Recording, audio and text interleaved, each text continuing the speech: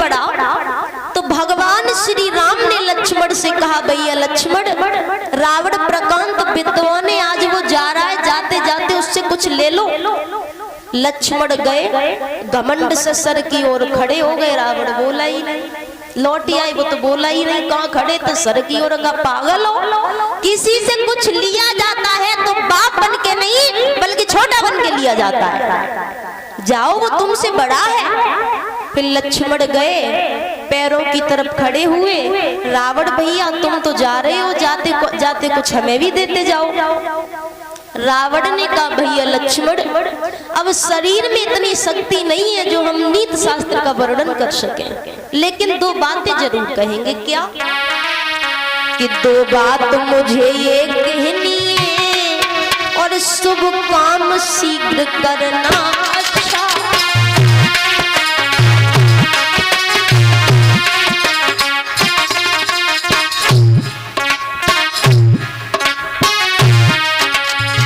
रावण ने कहा, भैया लक्ष्मण,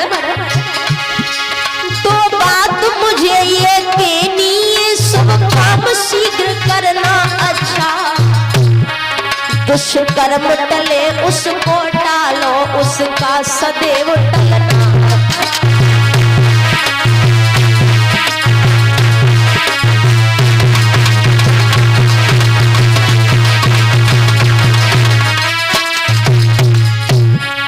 अच्छा काम, बढ़िया काम, शुभ काम जितनी जल्दी कर सको उतनी जल्दी करो, और बुरा काम जितना टाल सको उसका हमेशा टलना ही अच्छा है। रावण ने कहा, लक्ष्मण भैया, अरमान हमारे भी जा रहा है। मैंने सोचा था लंका पद में शीर सिंधु ले आऊंगा, ये भी सोचा था स्वर्ग तलक जाने का मार्ग बना।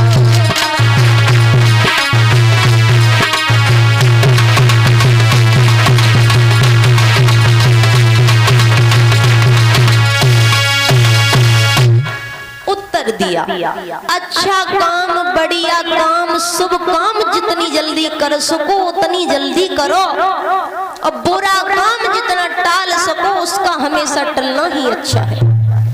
रावण ने कहा, लक्ष्मण भैया, मैंने सोचा था लंका पथ में शीर सिंधु ले आऊंगा, ये भी सोचा था स्वर्ग तलक जाने का मार्ग बनाऊंगा, लेकिन आजकल वो योजना हमारी अधूरी रह गई और मैंने गलत कदम पहले उठा लिया, सीता का हरण किया, जिसका नतीजा है कि हम संसार को छोड़ करके जा रहे हैं। तो मेरे कहने का मतलब ये है माताओं, जो भी अच्छा काम, बढ़िया काम, शुभ काम करना है उसे जल्दी करो, क्योंकि बाबा तुलसीदास ये भी कहते हैं कि काल करे सो आज कर और आज करे सो अब, यानी जो कल करना है उसे आज करो और जो आज करना है उसे तुरंत कर डालो। ये मत सोचो कि आज करे सो कल कर और कल करे सो परसों और जल्दी जल्दी ना करे, क्योंकि जीना है बरसों बरसों।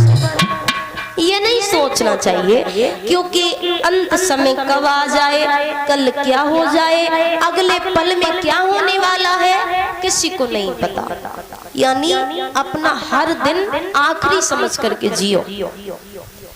हमारे इस देश भारत में ऐसे ऐसे वीर बहादुर पुरुष हुए। आइए एक भजन के माध्यम से हमारे इस देश भारत में ऐसे ऐसे वीर बहादुर पुरुष हुए जिन्होंने अपने देश को बचाने के लिए अपने प्राणों की बाजी तक लगा दी। यानी कि भारत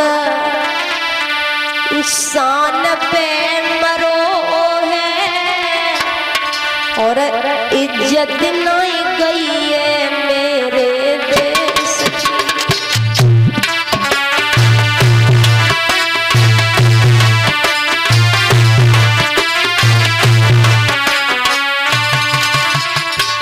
मीठी मीठी तालियां बजाकर बोलो माता बहने। भारत शान पे मरो है, इज्जत नहीं गई है मेरे देश की।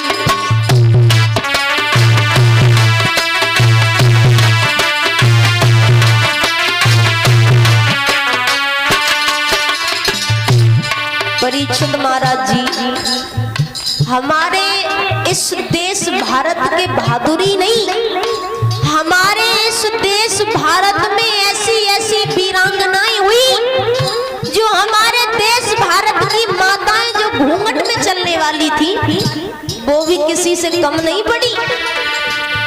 रानी लक्ष्मीबाई को देखो अमर कर गई झांसी।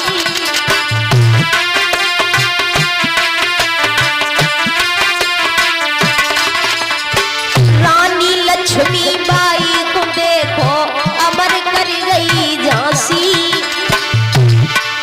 और भगत सिंह ने हंसते हंसते गर्दन डारी फांसी। हंस के देश पे मरो है, इज्जत नहीं गई है मेरे देश की। भारत शान पे मरो है, इज्जत नहीं गई है।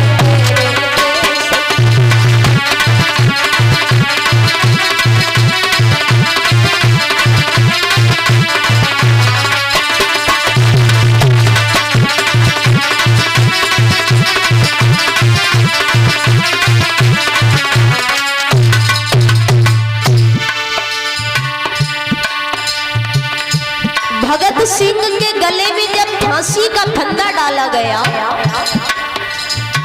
तो भगत सिंह हंसते हुए खड़े रहे, लेकिन भगत सिंह रोए कब? जब अंग्रेजों ने ये पूछा कि हे भगत सिंह, लोग अपने घर के प्रति अपनी जान नहीं देता, तुम देश के लिए अपनी जान दे रहे हो, तुम्हें ये शिक्षा किसने दी? मैं पूछता हूँ, तुम्हारा गुरु कौन है? भगत सिंह के गुरु थे स्वामी दयानंद जी। सबसे पहले स्वामी दयानंद जी ने ये आवाज उठाई थी कि अंग्रेजों भारत छोड़ो, तो उन्हें जहर दे के मार दिया गया। यानी कौन से अपराध जो भारत वालों ने सहे नहीं, इस दुर्भाग्य से दयानंद जी ज्यादा दिन तक जिए नहीं। इस दुर्भाग्य से दयानंद जी ज्यादा दिन तक जिए।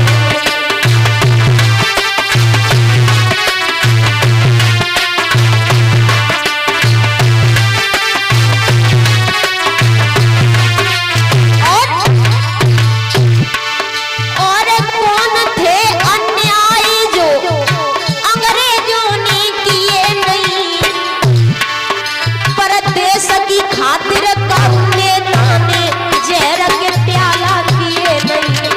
देश की खातिर कौने ताने जहर के प्याला किए नहीं।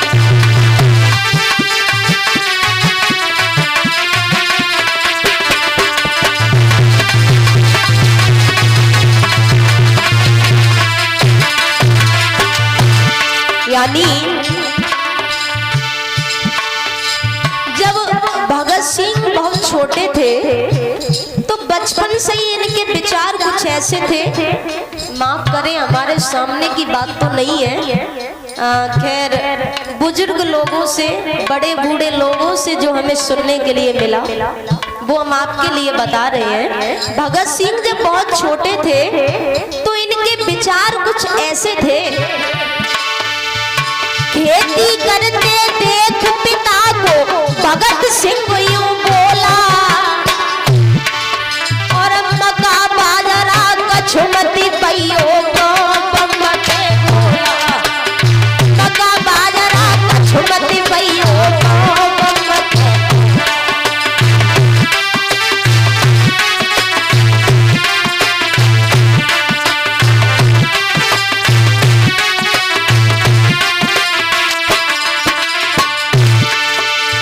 हरा भरा